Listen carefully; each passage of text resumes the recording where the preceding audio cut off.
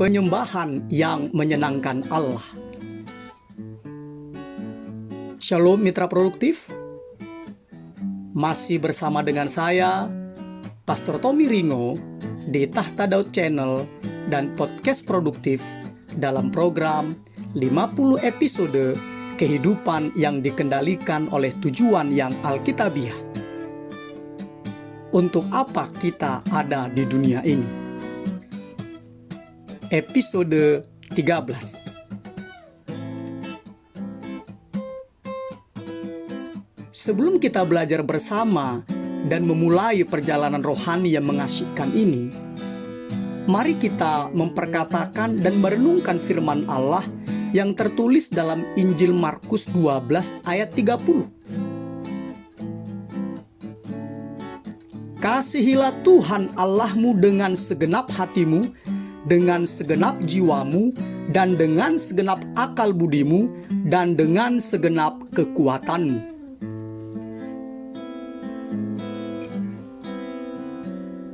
Dari ayat tersebut kita diingatkan bahwa Allah menginginkan Anda secara utuh, bukan sebagian dari hidup Anda. Allah meminta segenap hati Anda, segenap jiwa Anda, segenap akal budi Anda, dan segenap kekuatan Anda. Allah tidak tertarik kepada komitmen setengah hati, ketaatan setengah-setengah, dan sisa-sisa uang dan waktu Anda. Allah menginginkan pengabdian yang penuh, bukan sebagian kecil dari kehidupan Anda.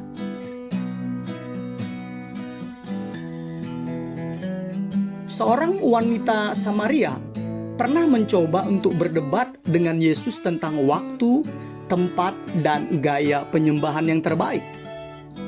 Dan Yesus menjawab bahwa masalah-masalah lahiriah tidaklah penting. Di mana Anda menyembah tidaklah sepenting mengapa Anda menyembah dan seberapa besar Anda mempersembahkan diri Anda kepada Allah ketika Anda menyembah.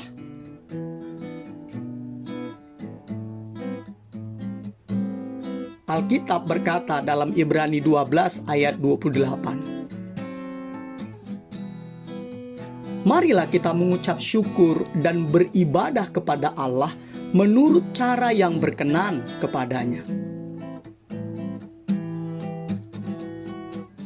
Mitra produktif, penyembahan yang menyenangkan Allah memiliki 4 karakteristik. Pertama, Allah senang jika penyembahan kita tepat.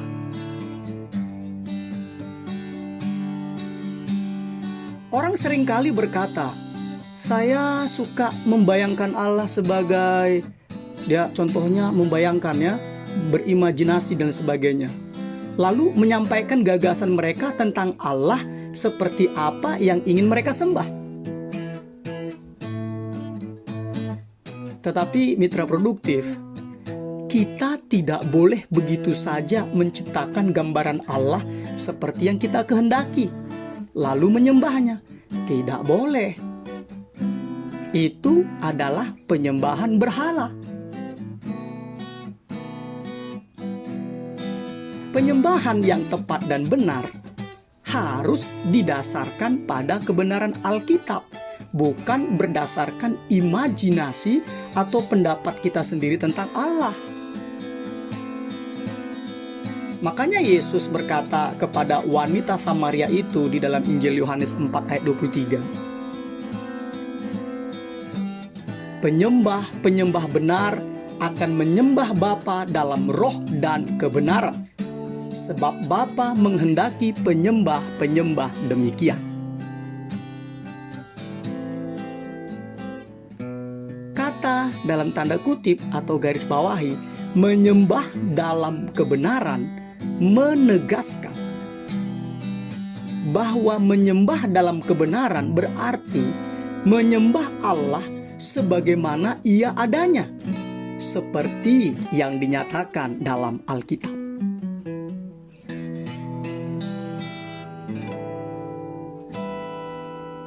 Kedua, Allah senang bila penyembahan kita bersifat otentik.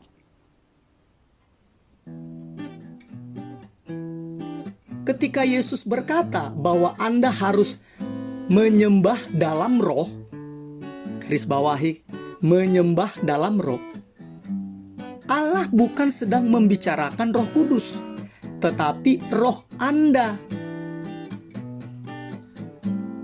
Allah menciptakan Anda segambar dengan Dia.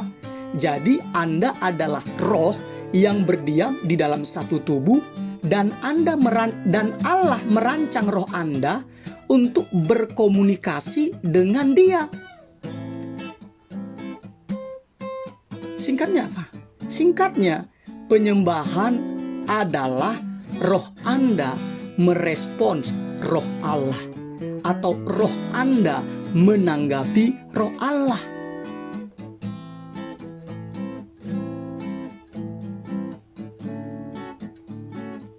Dan ketika Yesus berkata, "Kasihilah Tuhan Allahmu dengan segenap hatimu dan jiwamu," yang Dia maksudkan di sini adalah bahwa penyembahan haruslah murni dan sepenuh hati.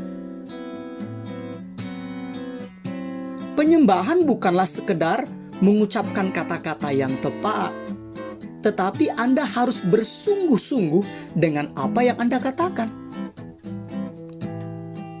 Pujian yang tidak sungguh-sungguh bukanlah pujian sama sekali. Itu sama sekali tidak berharga dan penghinaan kepada Allah.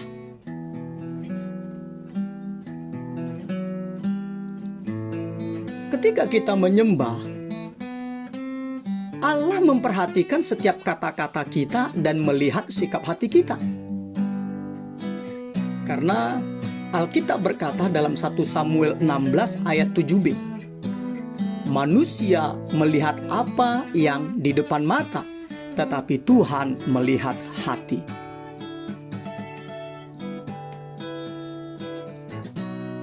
Mitra produktif, karena penyembahan melibatkan sikap sukacita akan Allah, maka penyembahan melibatkan emosi Anda. Allah memberi Anda emosi sehingga Anda menyembahnya dengan perasaan yang dalam. Tetapi emosi-emosi tersebut haruslah sungguh-sungguh, bukan berpura-pura. Karena apa? Karena Allah membenci kemunafikan. Allah menginginkan kejujuran Anda, kasih Anda yang tulus. Kita bisa menyembah Allah dengan tidak sempurna, tetapi kita tidak bisa menyembahnya tanpa ketulusan.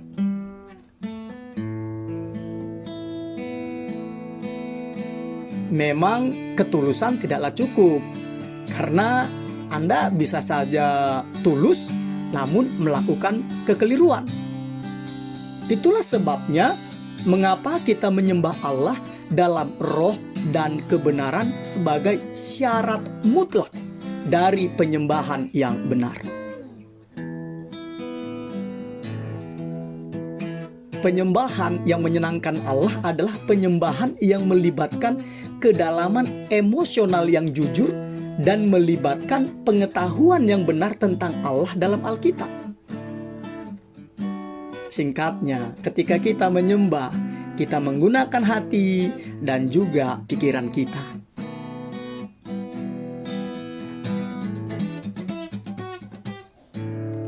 Sekarang ini, banyak orang yang menyamakan rasa tergugah secara emosional oleh musik dengan rasa tergugah oleh roh. Padahal keduanya tidaklah sama. Penyembahan sejati terjadi ketika roh Anda menanggapi Allah, bukan karena menanggapi bunyi musik tertentu.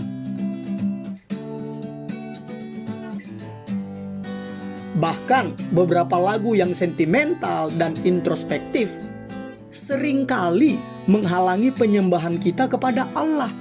Karena apa? Karena lagu-lagu tersebut memindahkan fokus kita dari Allah kepada perasaan kita. Makanya gangguan terbesar Anda di dalam penyembahan adalah diri Anda sendiri, yaitu kepentingan dan kekhawatiran Anda tentang apa yang dipikirkan orang lain tentang Anda.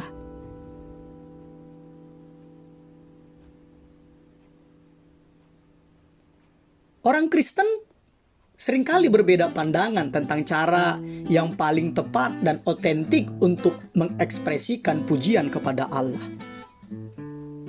Tetapi pendapat-pendapat ini biasanya hanya menunjukkan perbedaan dari kepribadian dan latar belakang. Banyak bentuk pujian disebutkan di dalam Alkitab. Di antaranya membuat pengakuan, menyanyi, bersorak, berdiri sebagai penghormatan, diam, berlutut, menari, membuat sorak sukacita, bersaksi, memainkan alat musik, bertepuk tangan, dan mengangkat tangan. Namun, mitra produktif, gaya penyembahan yang terbaik adalah penyembahan yang menyatakan kasih Anda kepada Allah, yang diekspresikan berdasarkan latar belakang dan kepribadian yang Allah berikan kepada Anda.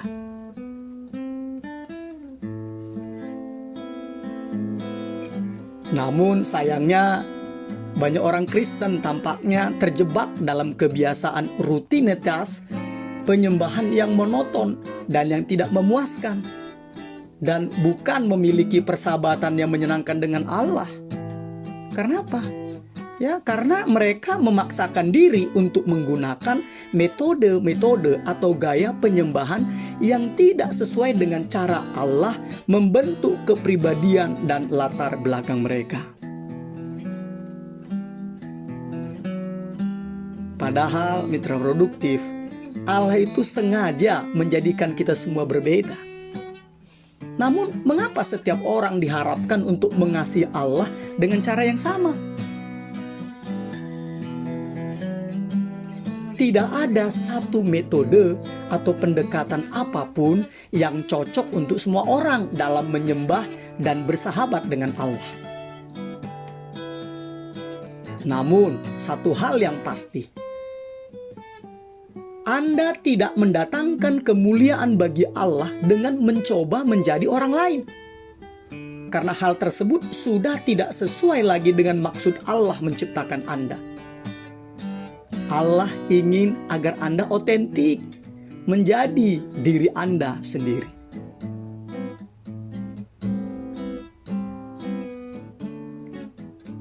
Ketiga, Allah senang bila penyembahan kita melibatkan segenap akal budi kita. Jadi Allah senang ketika penyembahan kita melibatkan segenap akal budi kita. Perintah Yesus untuk kasihilah Tuhan Allahmu dengan segenap akal budimu itu diulang 4 kali dalam perjanjian baru.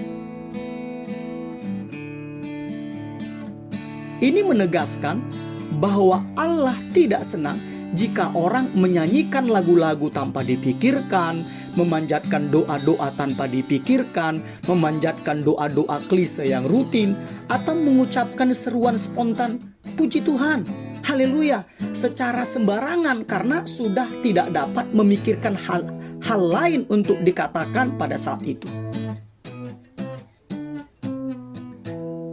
Karena itu mitra produktif, jika penyembahan tidak melibatkan akal budi, maka penyembahan itu tidaklah berarti. Karena itu, Anda harus melibatkan akal budi Anda.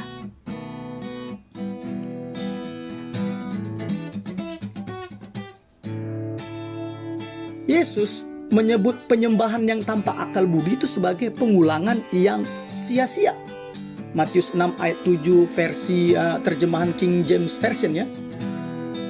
Bahkan istilah-istilah Alkitabiah bisa menjadi klise yang membosankan karena digunakan berulang-ulang dan kita berhenti berpikir tentang maknanya. Memang lebih mudah mempersembahkan klise-klise. Klise itu apa ya? Klise itu adalah gagasan atau ungkapan yang terlalu sering dipakai. Itu arti klise. Jadi memang lebih mudah kita mempersembahkan klise-klise dalam penyembahan dibandingkan berusaha menghormati Allah dengan kata-kata dan cara-cara yang segar. Karena itu, mitra produktif, cobalah memuji Allah tanpa menggunakan kata-kata yang biasa kita gunakan. Seperti puji Tuhan, haleluya, syukur, terima kasih, dan amin. Jadi artinya apa? Ya buatlah daftar kata yang memiliki makna sama dan gunakan kata-kata baru ya seperti mengagumi, menghargai, meninggikan, menghormati, yes, dan lain sebagainya. Itulah sebabnya saya mendorong Anda untuk membaca Alkitab dalam berbagai terjemahan dan uraian. Karena itu akan memperluas ekspresi Anda dalam penyembahan. Anda dapat mendownload atau mengunggahnya secara gratis di gadget atau gawai Anda.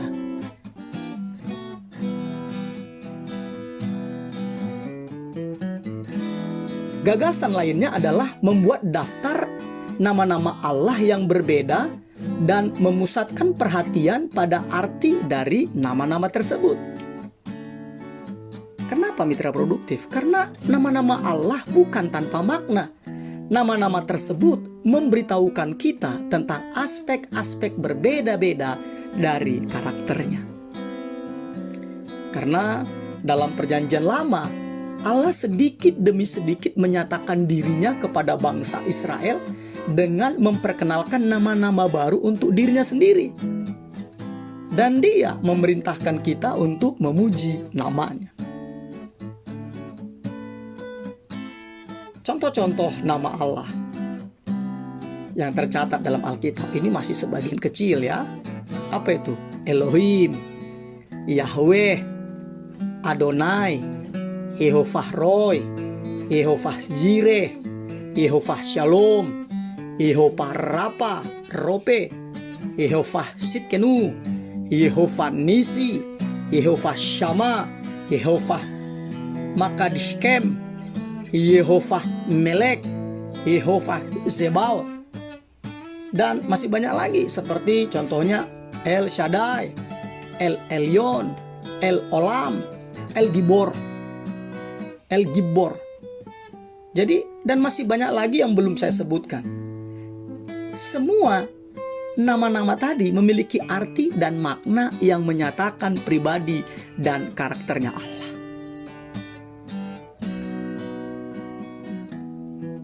Allah juga ingin agar pertemuan-pertemuan ibadah bersama kita menggunakan akal budi.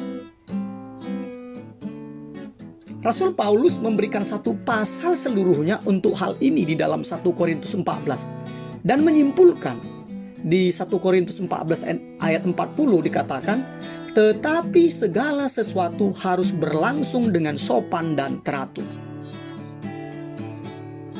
Dan berkaitan dengan hal ini, Allah menekankan agar ibadah penyembahan kita dapat dipahami oleh orang-orang yang belum percaya ketika mereka hadir dalam pertemuan-pertemuan ibadah kita.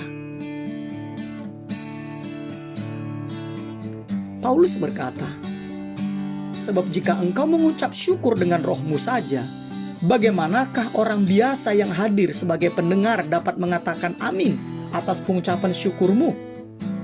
Bukankah ia tidak tahu apa yang engkau katakan?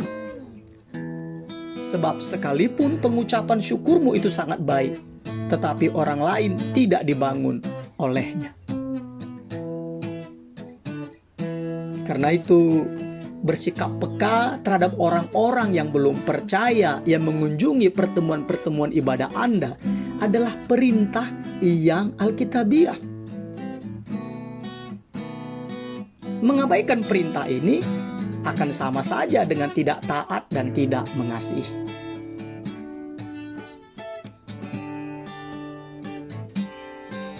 Empat, Allah senang bila penyembahan kita bersifat praktis.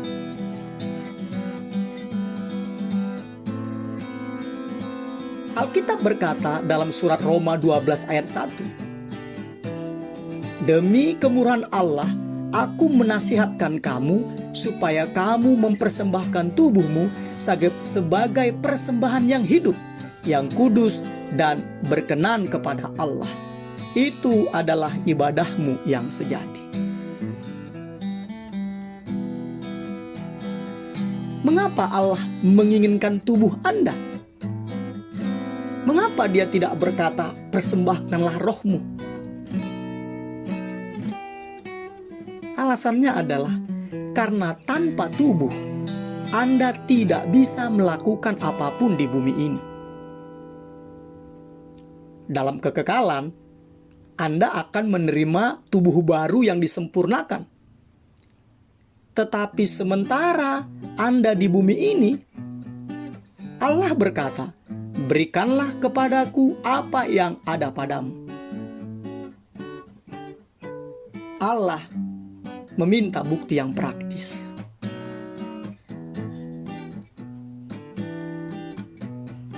Mungkin Anda pernah mendengar orang berkata, "Saya tidak bisa datang ke pertemuan nanti malam ya.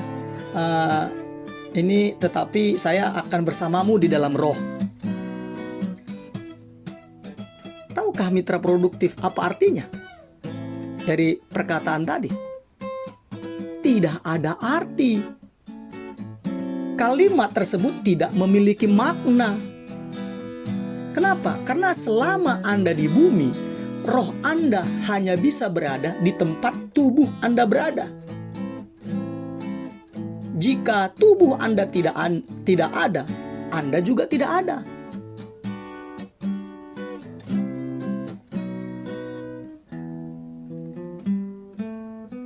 Nah, begitu juga dalam penyembahan. Dikatakan begini, dalam penyembahan juga dikatakan kita harus mempersembahkan tubuh kita sebagai persembahan yang hidup.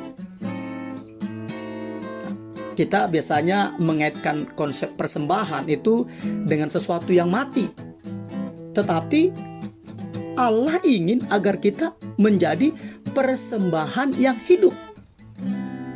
Allah ingin agar Anda hidup bagi Dia.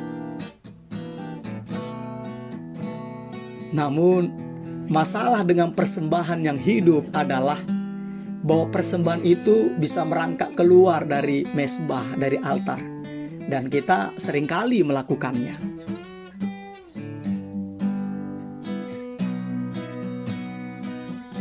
Dalam Perjanjian Lama, Allah senang pada banyak kurban persembahan karena kurban-kurban itu memberikan gambaran awal tentang kurban Yesus bagi kita di kayu salib. Nah, sekarang Allah senang dengan berbagai kurban persembahan kita seperti ucapan syukur, pujian, kerendahan hati, pertobatan, persembahan uang, doa, melayani orang, dan berbagi dengan orang-orang yang membutuhkan.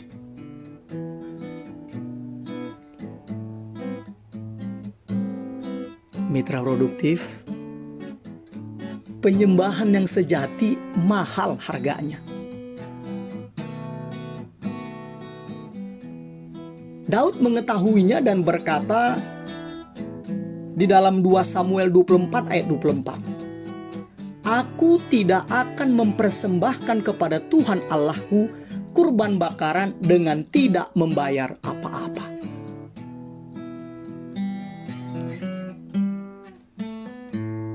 Dan salah satu pengorbanan yang dituntut dari kita dalam penyembahan adalah mengorbankan ego kita, yaitu sikap mementingkan diri.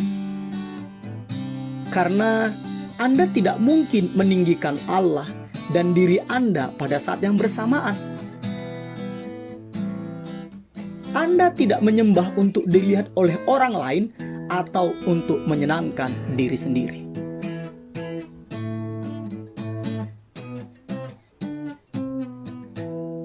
Ketika Yesus berkata, "Kasihilah Tuhan Allahmu dengan segenap kekuatanmu," ini menunjukkan bahwa penyembahan membutuhkan usaha dan tenaga. Itu tidak selalu mudah dan menyenangkan.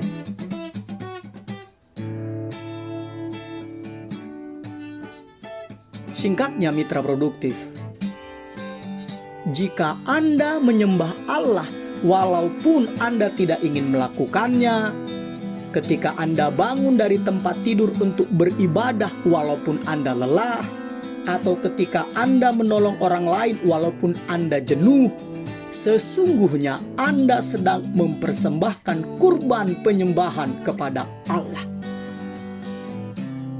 Inilah yang menyenangkan Allah. Karena itu, inti dari penyembahan adalah sikap hati.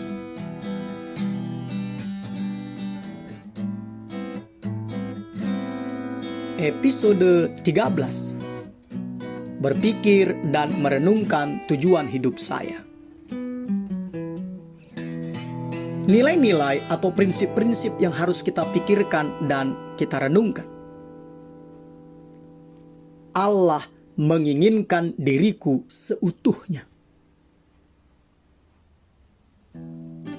Ayat untuk diingat. Markus 12 ayat 30. Kasihilah Tuhan Allahmu dengan segenap hatimu, dan dengan segenap jiwamu, dan dengan segenap akal budimu, dan dengan segenap kekuatanmu. Pertanyaan untuk dipikirkan dan didiskusikan. Manakah yang lebih menyenangkan Allah sekarang? Penyembahanku di muka umum atau penyembahan pribadiku? Apa yang akan aku lakukan berkenaan dengan hal tersebut?